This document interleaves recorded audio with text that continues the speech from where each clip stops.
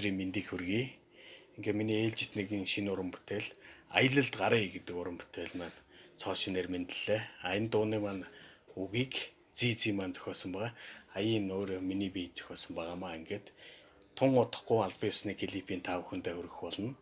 Ингээд та бүхэндээ аудио холбоорыг хүргэж байна. Аялалд гаръя.